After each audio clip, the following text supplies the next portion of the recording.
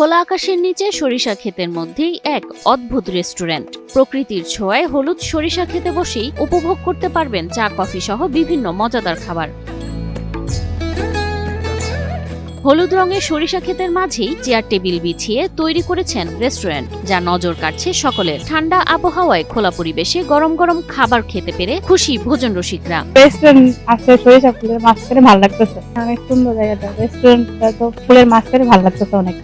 উক্ত রেস্টুরেন্টে এসে দর্শনার্থীরা যেমন সরিষা ক্ষেতের সৌন্দর্য উপভোগ করতে পারবেন, তেমনই উপভোগ করতে পারবেন গরম গরম মজাদার সব খাবার। একদিকে প্রাকৃতিক সৌন্দর্য, অন্যদিকে তৃপ্তি নিয়ে খাবার খাওয়ার সুযোগ। এ যেন একের ভেতর সব। চা কফি যেগুলো আছে এগুলো আপনার সব সময় পাওয়া যায়। আর যে আইটেমগুলো এখানে আসলে আপনি অর্ডার দিবেন, তারপরে খেতে হবে। আপনার এই 2 দিন আগে অর্ডার দিলেন, 1 দিন আগে অর্ডার দিলেন যে 20-30 জন মানুষের আইটেম করা লাগবে, যে অবশ্যই আমরা করে যে কোনো হাঁসের মাংস বলেন, গরুর মাংস বলেন, কাশি বলেন, পোল্ট্রি মুরগি বলেন, দেশি মুরগি বলেন, যে কোনো বিরিয়ানি, যে কোনো পার্টির জন্য আমরা ব্যবস্থা করতে পারি। চারদিকে শুধু হলুদ আর হলুদ, যেন প্রকৃতি নিজেই বুনেছে এক স্বপ্নের গালিচা। খোলা আকাশের নিচে রঙিন ছাতা দিয়ে সাজানো চেয়ার টেবিল আর চারপাশে মানুষের হাসি আড্ডা, দেখতে ঠিক কোনো গ্রামীণ উৎসবের দৃশ্যের মতো। এখানে আসলে আমার শৈশবের অনেক স্মৃতি মনে পড়ে, যার জন্য এখানে আসা আর কি। আর এরকম প্রকৃতির মধ্যে কোথাও এরকম ক্যাফে টাইপের বা কোথাও বসে একটু চা কফি খাওয়া যায়, এরকম আসলে আমাদের শহরে নাই কোনো স্থান। তো এই জন্য আসলে এখানে আসা। এটি কোনো উৎসব নয়, এটি প্রবাস ফেরত মিন্টু মিয়ার গড়া এক ব্যতিক্রমী রেস্টুরেন্ট, যা দাঁড়িয়ে আছে সরিষার হলুদ সমুদ্রে। নেত্রকোনা সদর উপজেলার দক্ষিণ বিশিউরা ইউনিয়নের ঈশ্বরগঞ্জ সড়কের পাশে নিজের মালিকানাধীন সরিষা খেতেই অভিনব এই রেস্টুরেন্ট গড়ে তুলেছেন মিন্টু মিয়া। প্রচলিত ইট পাথরের দেয়ালের বাইরে এসে প্রকৃতির বুকেই মানুষের জন্য তৈরি করা হয়েছে খাবার, বিনোদন ও প্রশান্তির এক মেলবন্ধন। আমার থেকে এরকম প্রকৃতির মাঝখানে যে আড্ডার মতো প্লেস আমি কোনো জায়গায় পাই নাই। এই জন্য এখানে যে ক্যাম্পাস ছুটি, এখন ক্যাম্পাস বন্ধ, শীতের ছুটিতে সবাই এখানে সবাই বন্ধু বান্ধবরা আড্ডা মানেই মিন্টু সরিষার যে পার্ক আছে এখানে আড্ডা দেওয়া হয়। দীর্ঘ 12 বছর প্রবাস জীবনের কঠোর পরিশ্রম শেষে দেশে ফিরে এসেছিলেন মিন্টু মিয়া। ফিরেই শুরু করেছিলেন ছোট্ট এক ব্যবসা, কিন্তু মনে ছিল ভিন্ন কিছু করার স্বপ্ন, যে কাজে যুক্ত হবে প্রকৃতি, মানুষ ও আনন্দ। সরিষা ক্ষেতের অপরূপ সৌন্দর্য তাকে অনুপ্রাণিত করে সেই স্বপ্ন বাস্তবায়নে।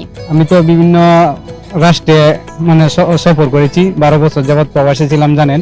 আমি বিভিন্ন জায়গায় চলাফেরা করছি, ঘোরাফেরা করছি।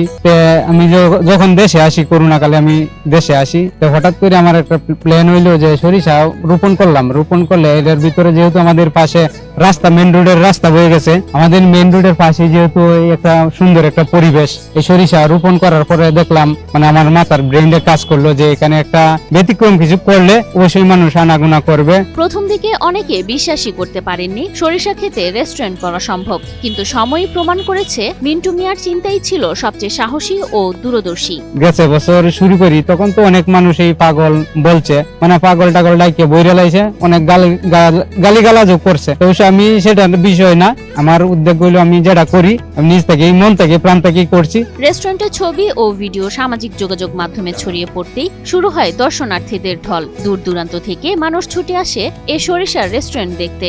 সকালে প্রাতরাশ, বিকেলে আড্ডা কিংবা সন্ধ্যায় প্রকৃতির রঙে ডুবে থাকা সবকিছুরই মিলন মেলা এখানে। প্রকৃতির একটা গ্রান, সরিষা ফুলের একটা গ্রান, খুব একটা বললাম না যে খুব একটা নস্টালজিয়া একটা ব্যাপার কাজ করলো এখানে আসার পর আর কি।